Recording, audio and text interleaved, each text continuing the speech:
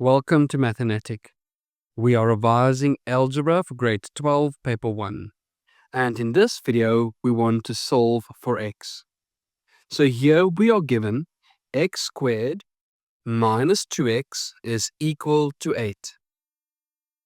Your first step is to put the equation in standard form. What that means is to have all of the variables and constant values on the left-hand side, and on the other side, we want to have that equal to 0. So this is the equation in standard form. Also notice that when I write the equation in standard form, I write it in descending powers of x. So we have x squared as our first term, then the term with x only in our second term, and the constant value as our third term. Now you can choose what you would like to do. For me, this is a simple trinomial that we can factorize. So it factorizes to x minus 4 multiplied by x plus 2. And then from there, it's quite simple to solve for x. If you have factorized, you have x minus 4 equal to 0.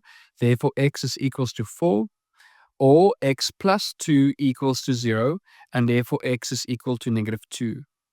Now, it's important in algebra, you write or. You don't say and, because either x equal to 4 or x equals to negative 2 will satisfy this equation. Now, if your factorization is not strong, you can always use the quadratic formula, which you can find on your formula sheet. Remember then that the a value is the coefficient of x squared. So in this case, the a value would be 1. The b value is in front of the x, so that is negative 2. And the c value is the constant value, so that is equals to negative 8. If you did decide to use the quadratic formula instead of factorization, then you must show the substitution, but be careful. Here we have minus b, but our b value is negative 2.